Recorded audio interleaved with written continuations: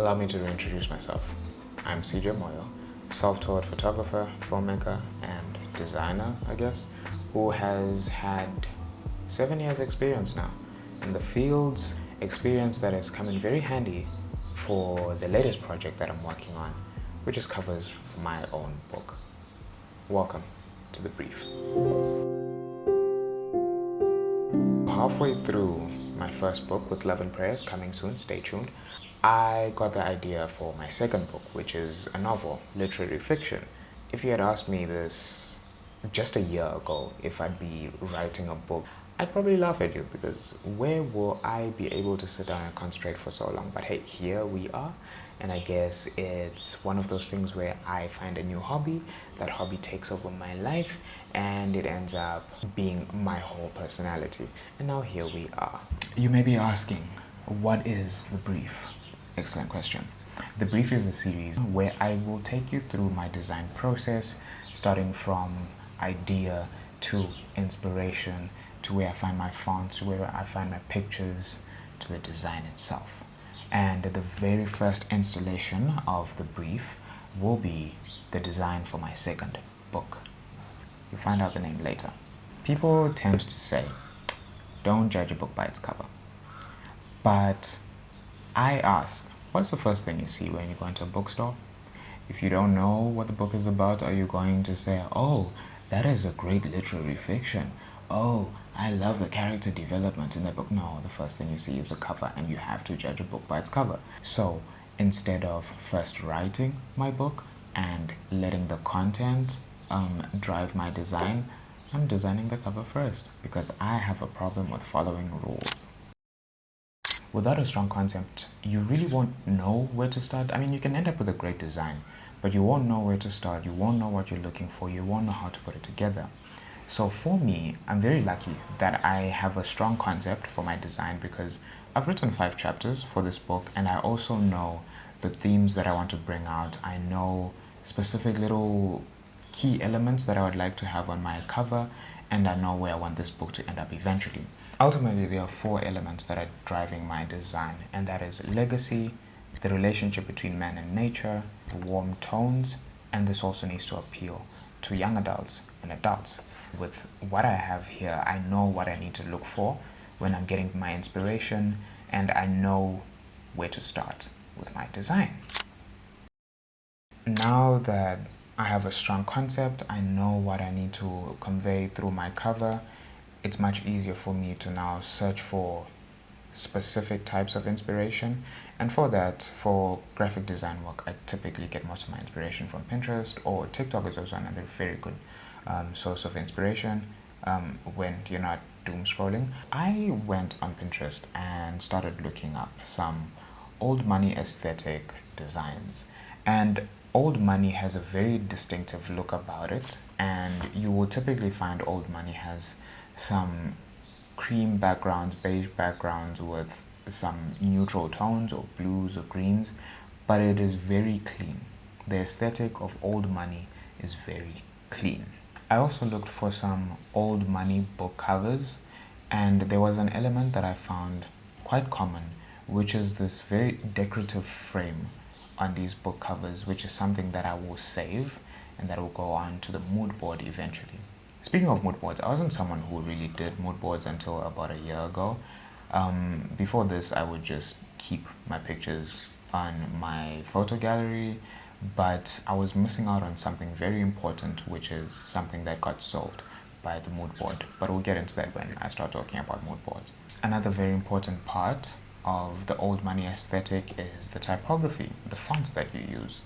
Now, I noticed that old money has a very clean look about it, and there is a lot of serif fonts as well as some script fonts, which also comes in very handy for the type of book that I'm writing, because the main character is coming from a wealthy family, so this also gives off that wealthy aesthetic about it.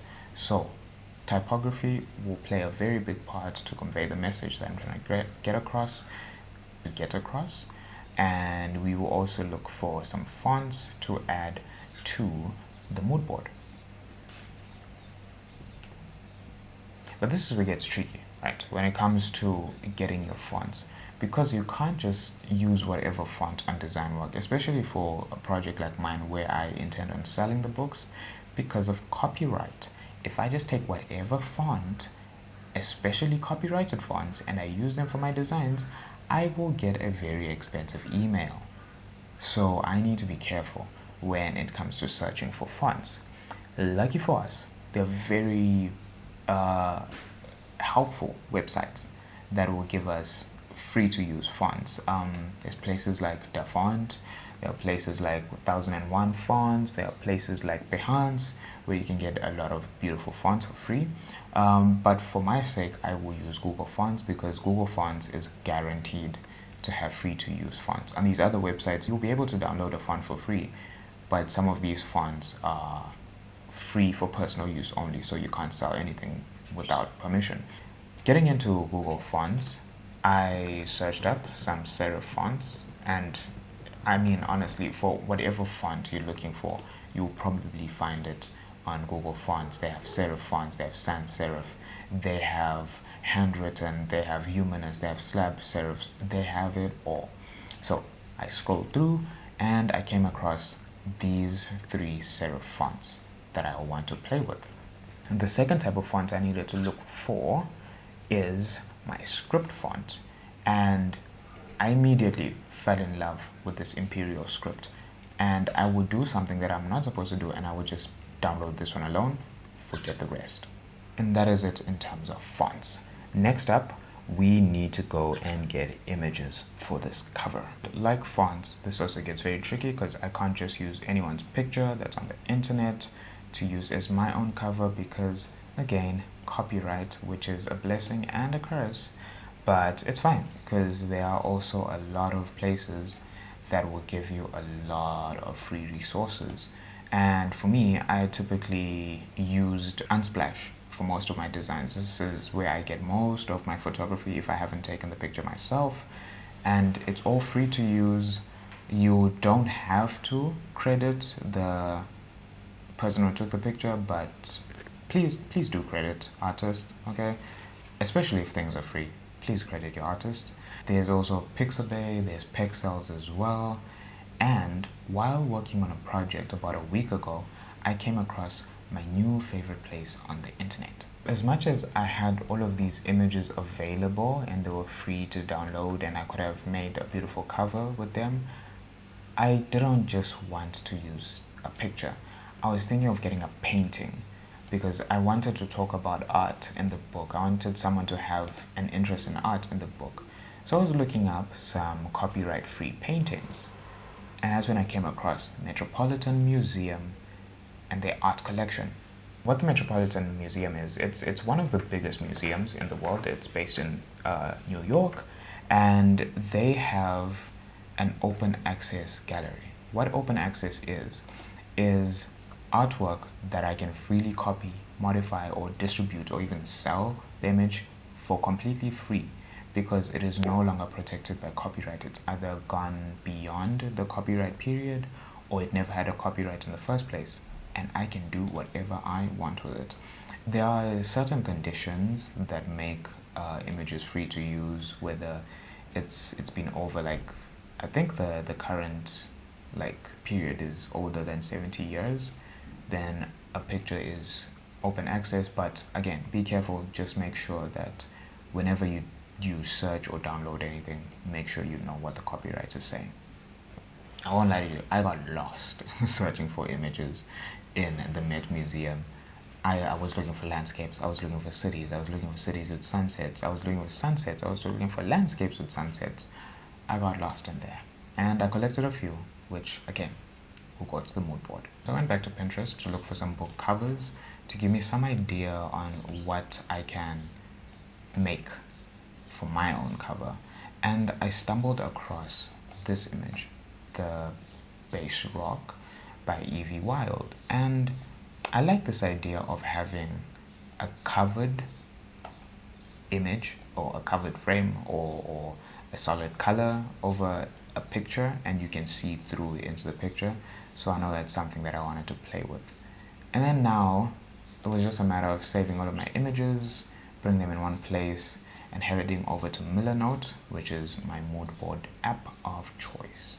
So if you have an interest in the creative field, you probably know of Millernote and you've probably heard of it many times.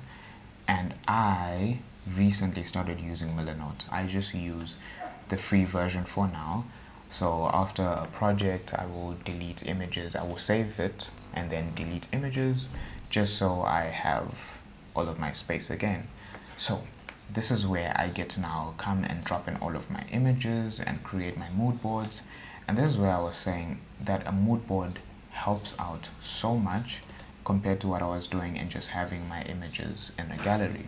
Because when you have a mood board, you can properly curate where all of your images go together, and as you see things in relation to each other, you will start noticing that there might be two elements from two different items that can work together in one.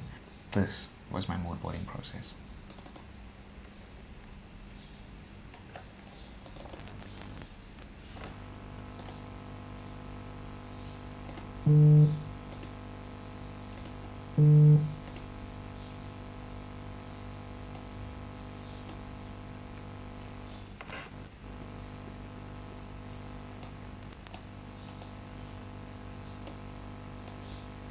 Now that I have my concept sorted, I have all of my images in one place, I have an idea where my design should go, I will then hop into Photoshop, and this is where the magic happens.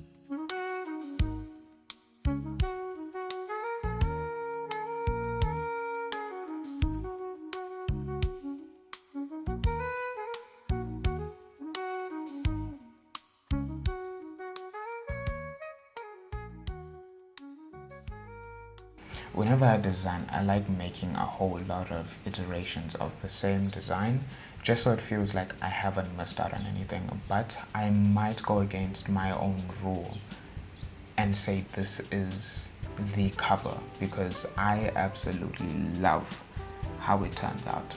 So without further ado, I present to you the cover for my second book, Where the Sun Goes After It Sets.